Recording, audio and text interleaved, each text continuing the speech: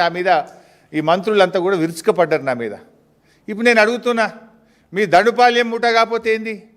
మీరే బయటపడుతున్నారు కదా, తన్నుకసి వస్తున్నారు కదా.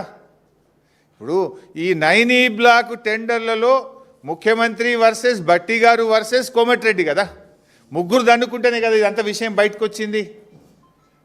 ఇలా బొగ్గు టెండర్లలో, సింగరేణి టెండర్లలో రేవంత్ రెడ్డి గారు వర్సెస్ భట్టి గారు వర్సెస్ కోమటిరెడ్డి గారు.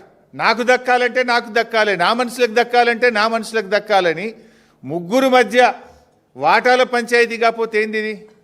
పాపం మధ్యలో ఐఏఎస్ అధికారులు, జర్నలిస్టులు బలిపశువులు అయిపోయినారు. మీ వాటాల పంచాయతీకి, మీ టెండర్ల పంచాయతీకి, మీ కాంట్రాక్టర్ల పంచాయతీకి ఐఏఎస్ అధికారులను ఎందుకు బలి చేస్తున్నారు? జర్నలిస్టులను ఎందుకు బలి చేస్తున్నారు?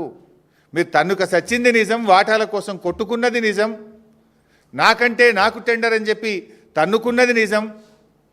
దీంట్లో జర్నలిస్టులు ఏం పాపం చేసిండ్రు?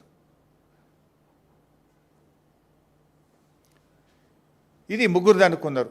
గతంలో మీరు చూశారు డెక్కన్ సిమెంట్స్ యజమానిని ముఖ్యమంత్రి గారి ఇంటికి ఎదురుగా గెస్ట్ హౌస్లో తుపాకీ పెట్టి వసూలు చేసిండ్రు అని స్వయంగా కేబినెట్ మంత్రి గారి కుమార్తె చెప్పారు.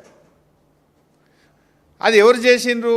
ముఖ్యమంత్రి గారికి అత్యంత సన్నిహితుడు రోహిన్ రెడ్డి గారు చేసిండ్రు అని చెప్పి మంత్రి గారి కుమార్తె చెప్పింది.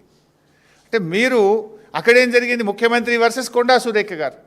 ఏం పంచాయతీ? వ్యాపారవేత్తల దగ్గర తుపాకులు పెట్టి బెదిరించిన, వసూలు చేసిన డబ్బుల్లో వాటా పంచాయతీ.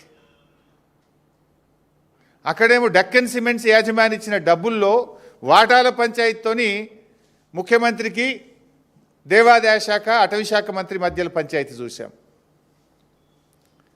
మరో పంచాయతీ టెండర్ల పంచాయతీ.